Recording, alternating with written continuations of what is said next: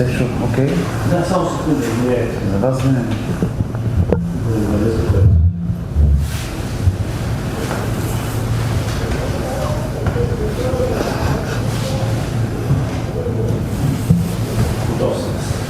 Здравейте, колеги, пред вас е наставника на Арда Александър Тунчев, след двубоя Левски Арда 1-0.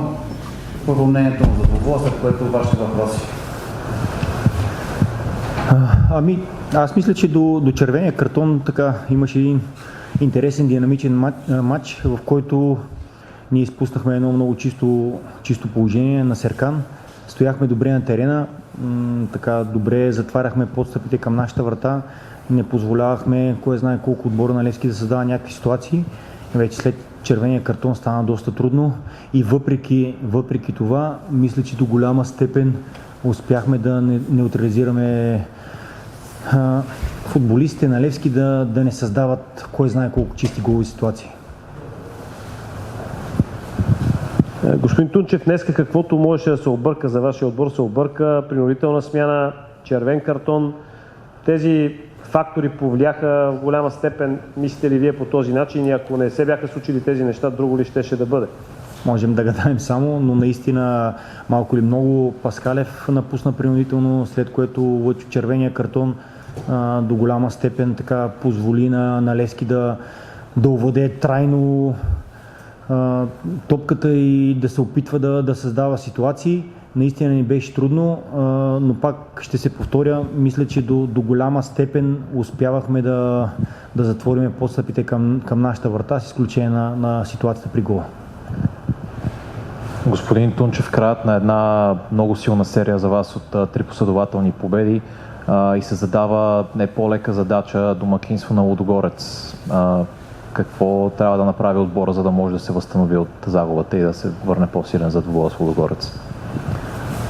Със сигурност не трябва да допускаме грешки, които направихме днес. Трябва да бъдем по-внимателни, особено когато имаме жълт картон. Говорих и с Лъчо, казах му, че в такива ситуации трябва да сме по-внимателни. Трябва да запазим същата агресия. Също себераздаване и да се опитаме да се възползваме от ситуациите, които ще създадем. Със сигурност излизаме абсолютно по същия начин, излизаме за победа, така че това няма две мнения. От тук насетне, къде ще е фокуса? Купата, първенството, 5-то място изглежда трудно, но все пак възможно. Ще го гоните ли? Към момента и двете върват паралелно, така че ще видим какво ще се случи.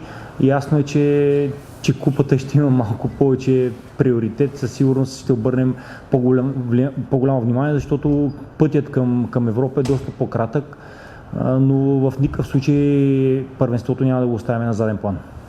Европа ви хареса, представихте се много добре. Ще бъде ли някаква драма, ако Арда не играе в Европа този сезон, тъй като не е отбор, който всяка година да играе в Европа? Не мисля, че ще бъде кой знае каква драма, но все пак наистина хареса ни, както каза и ти.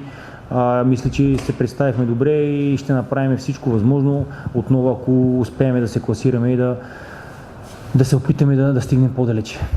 И поне от мен последно, Арда може да се превърне в някаква степен в арбитър. Игра с Левски сега, ще играе с Лудогорец. Предния път пак бяха така подредени мачовете логично. Да се надяват ли феновете на Левски, че може отново да откъснете нещо от Лудогорец? Както и преди малко ти говорих, че ние излизаме и в този матч за победа. Както излязохме днес, така и следващия. Не делиме, ние по-скоро си гледаме нас самите си, защото не сме на 100% сигурни за тази втора група, която е от 5 до 8 място. Трябва ни една точка, за да го подсигуриме това, така че в този матч не се съмнявайте, че ще излеземе за победа. Благодаря, Николай. Да, последният успех.